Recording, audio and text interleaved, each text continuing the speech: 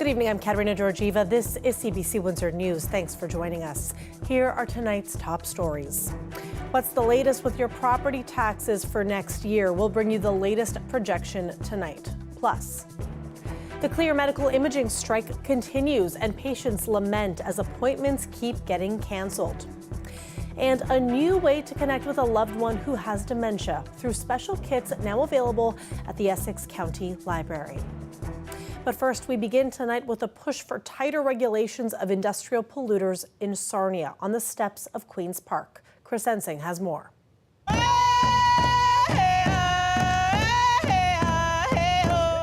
Today, people from Amjong took their fight to Toronto, telling politicians they need to do more to protect them from toxic emissions. The government says they are taking action, but advocates say it's not fast enough. We want to be part of the solution. We want to feel that the air we are breathing is not slowly killing us.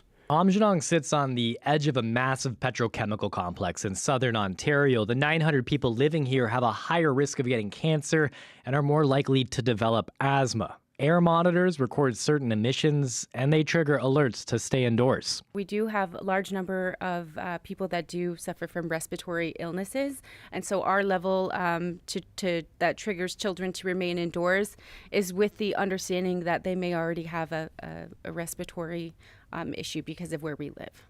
If sulfur dioxide levels hit 70 parts per billion, an alert forces industrial companies to cut back production to reduce emissions. Amjong wants Ontario to lower that alert trigger to 10 parts per billion, saying it's backed by Ontario's own air quality standards. We've had conversations going back years, and yet they just sort of play the game of pass the buck. Can the minister explain why these regulations have not been updated?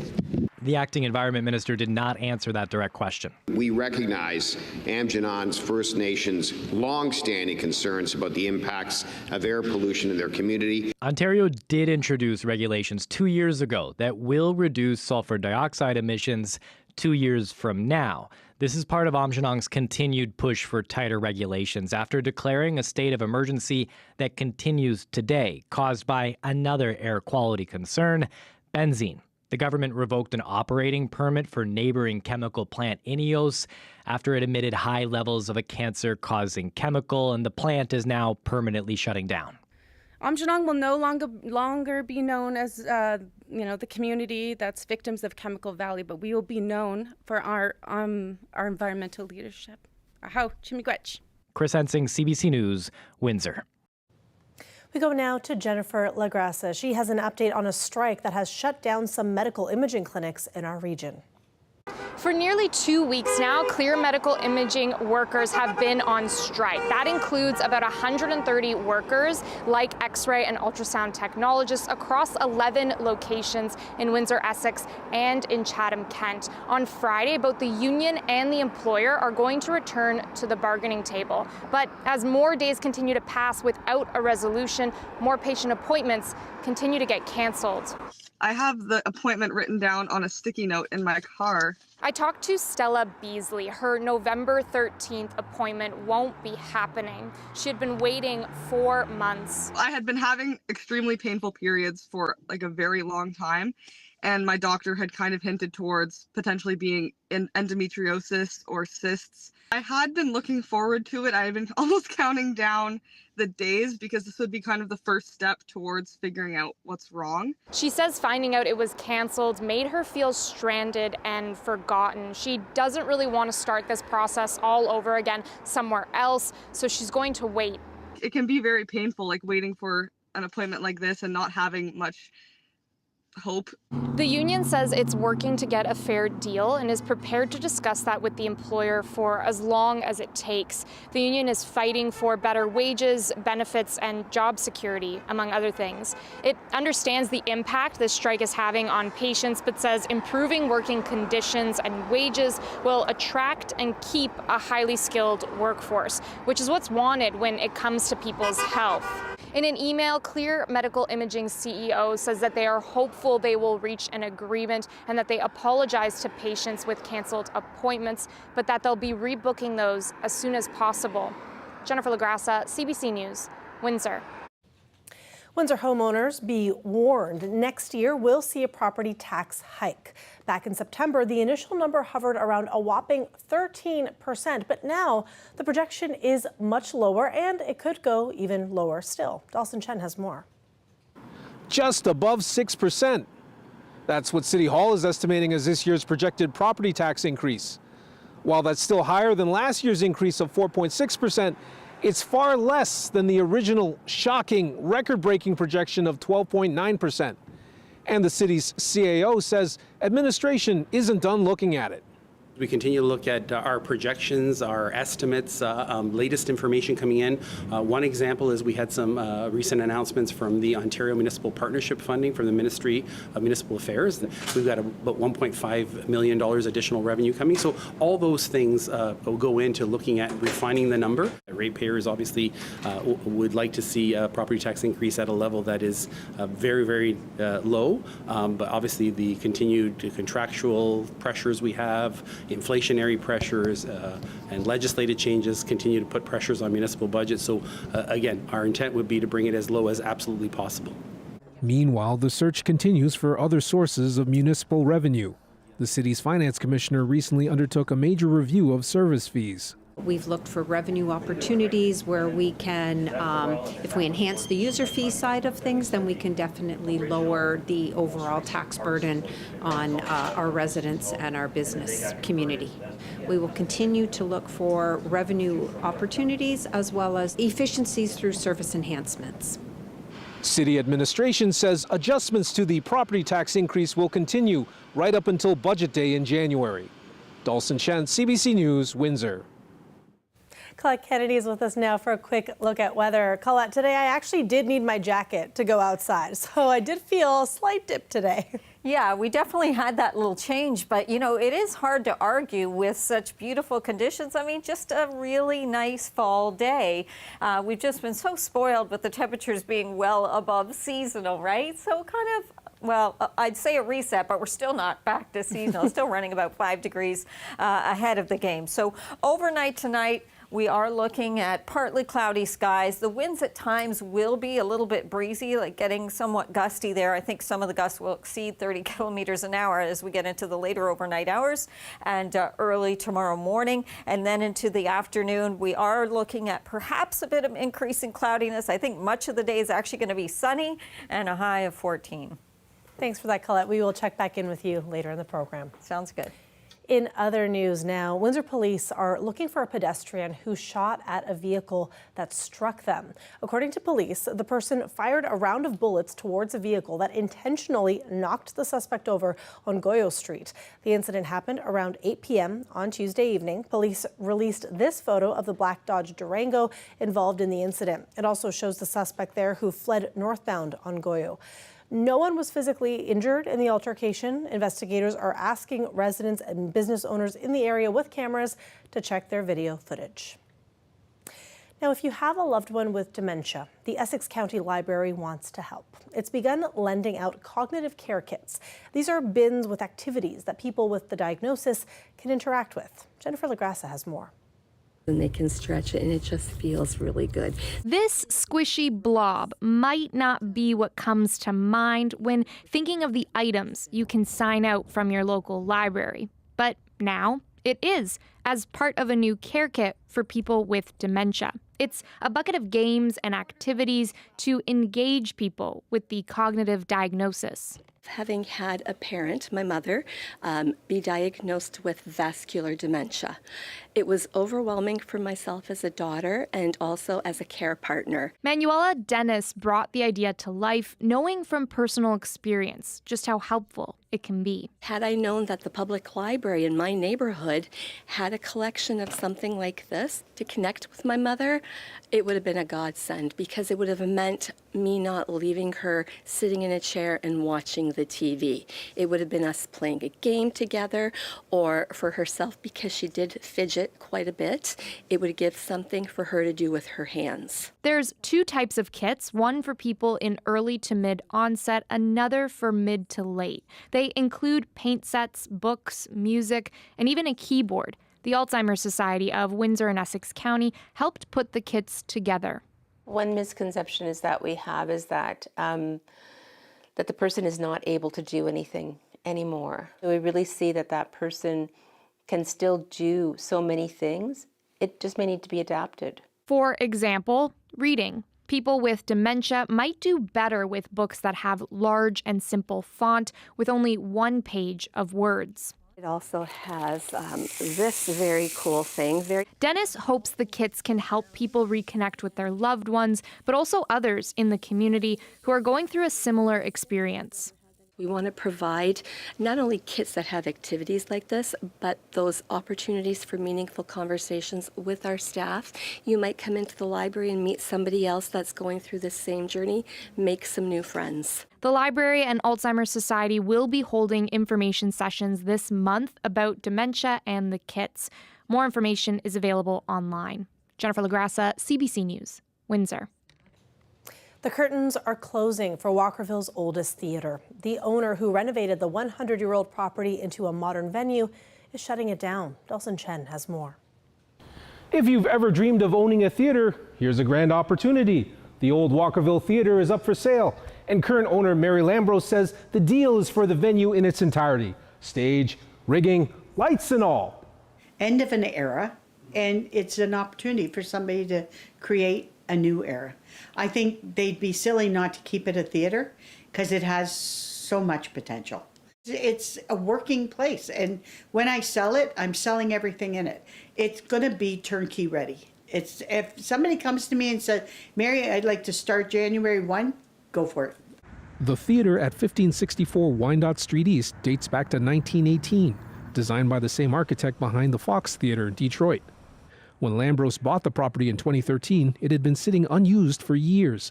Lambros says she invested heavily in refurbishing and re-equipping the theater, transforming it into a 900-capacity hotspot for live entertainment.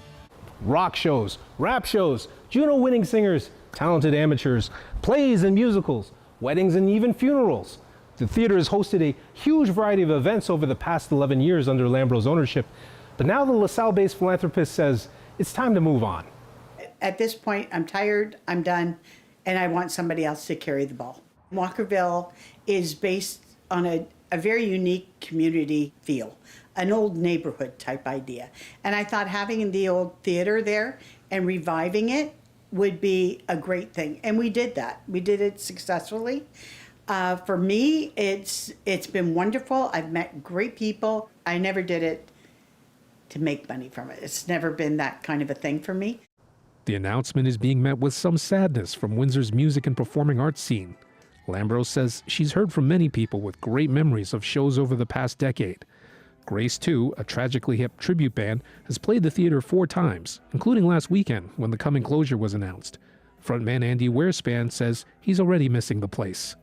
The energy that we would get in that theater was second to none, for sure. It's a sense of loss because that for us was just, we always knew that when we put a show up and we were going to come play the Walkerville, we always knew it was going to be packed and it was going to be a party. Maybe someone will buy it and keep it as a music venue, which would be great. I hope that happens, right? You just don't want to see theaters closing or for any live entertainment, right? November will be the last month of operation for the old Walkerville Theatre under Lambros. She's hoping to finalize the sale in 2025. Dawson Chen, CBC News, Windsor. A live look outside there. When we come back, more on the outcome of the U.S. election. Stay with us.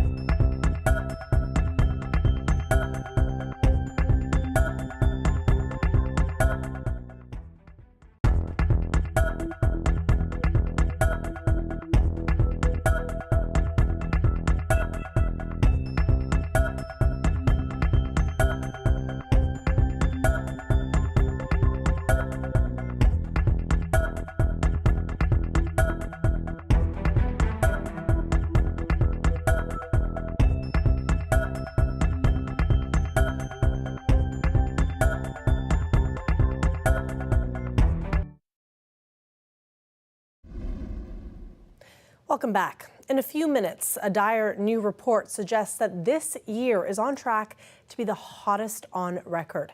In the U.S., Donald Trump, who's called climate change a hoax, prepares to return to the White House. But we begin with more reactions on the U.S. election from the current occupant, Joe Biden. I'm Ellen Morrow in Washington. President Joe Biden made his first public comments since Donald Trump's resounding election victory. Biden speaking earlier today at the White House there behind me. Now, in this speech, we heard the president try to console Democrats who are very upset at the scale of their loss to Donald Trump. We also heard him talk about the importance of unity as this country enters a second term for the previous president. And we also heard Biden offer his perspective on what he thinks happened in this election. Campaigns are contests of competing visions. The country chooses one or the other. We accept the choice the country made. I've said many times, you can't love your country only when you win. You can't love your neighbor only when you agree. Something I hope we can do no matter who you voted for. January 20th, we'll have a peaceful transfer of power here in America. So President Biden tried to strike an upbeat tone, but there are a lot of tough questions for Joe Biden in this moment. A lot of Democratic soul searching, even infighting. Questions like, what if Joe Biden had stepped aside as the Democratic nominee sooner? What if there was time for the Democrats to have a proper primary process instead of Joe Biden holding on and refusing to step aside until July? Lots of questions of what could have been had that not have happened. Now, in terms of the Donald Trump transition, Joe Biden talked about that as well, saying that he's spoken to Donald Trump and that he will do what he needs to do to ensure there is a smooth and peaceful transfer of power. Donald Trump did not make that call to Joe Biden back in 2020 when the roles were reversed. Now, Donald Trump has about 74 days before he takes office. There's a lot of work to be done in any transition. Thousands of government jobs are political appointments. About 1,000 of those require Senate confirmation. Now, that should be relatively easy for Donald Trump because Republicans have also won the Senate in this election. Ellen Morrow, CBC News, Washington. I'm Crystal Gamansing in London. 2024 is set to be the warmest on record. The previous record year was just last year, 2023. Global scientists say, based on the data that they are looking at now, the rate of global warming has been increasing 1.62 degrees from the record set at the start of the Industrial Revolution.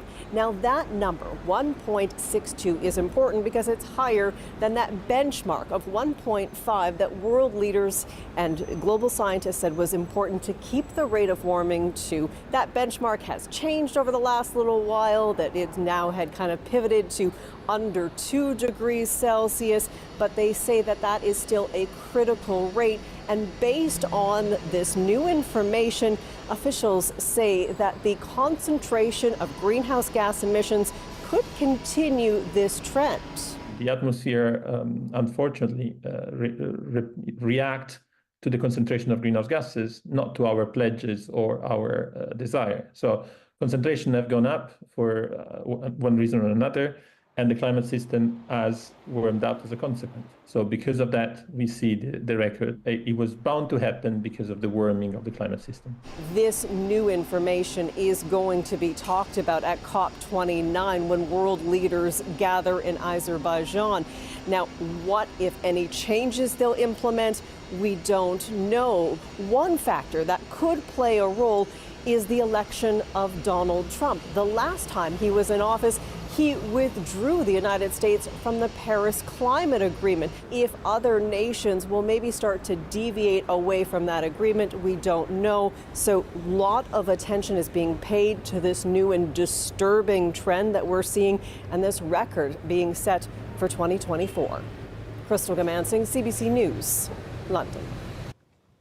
A trip to Toronto often means a stop at the CN Tower, and today, a couple of visiting ambassadors made the ride up.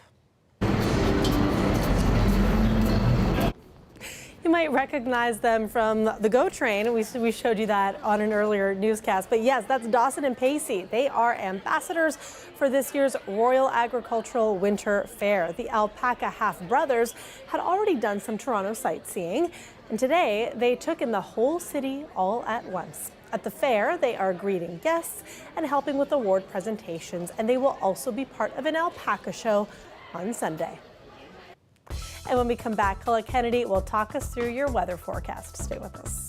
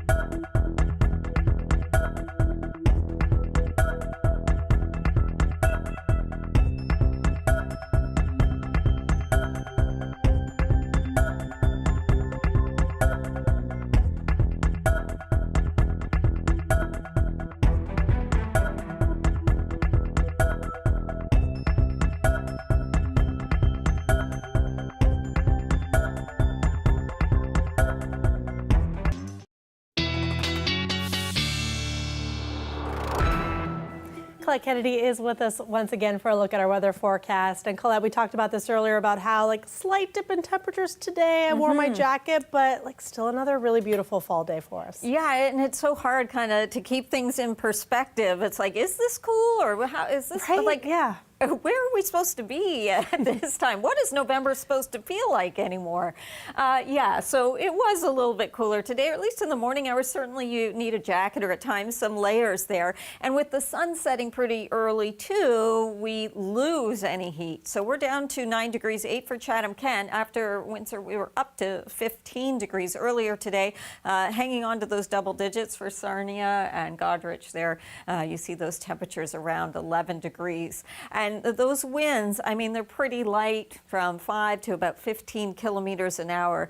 Through the overnight hours, though, they will pick up a little bit and still be somewhat gusty into early tomorrow morning, and then kind of calming down a little bit as we get into the afternoon hours. So that breezier feel could also give you a slight chill, even though the overnight temperatures are still going to be running almost 5 degrees above seasonal in terms of what we'll be experiencing. Yes, there are a little fair weather cloud, but generally we're talking about clear skies that we have and that we're experiencing with that ridge of high pressure in place. So that makes for quieter weather other than the winds that I mentioned. Anything but quiet. Of course, Raphael, actually the hurricane strengthened a little more. The wind speed's up to 165 kilometers an hour, but the overall trend in the Gulf is that this is likely in the next 5 days to kind of meander and then get weaker. So still watching what happens there. And how about the first snowfall of the season into parts of Colorado? And of course, the Santa Anas are really wreaking some havoc and spreading wildfires in western parts of the U.S. into Southern California. So all kinds of active weather around the continent, but we are just enjoying what's happening when you get that sinking air and that stabilized air. So we do have a cold front that kind of wants to push through and bring some slightly cooler air into Saturday. When that comes in, we will have the temperature dip a bit, but then as we go into Sunday, the next system will move in and that will bring some rain showers into Sunday, and that actually pushes the temperatures back up again.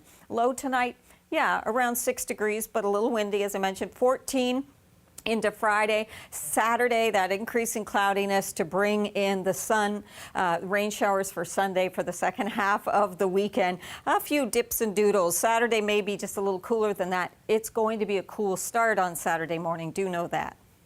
Yeah, we're so lucky. You said snowfall earlier, and I was like, snowfall? It feels so far removed from us, and we're so lucky we get to enjoy this beautiful fall air. Thank you so much, Colette, as always. You're welcome. And thanks to you all for watching, and we will see you back here tomorrow for our Friday show.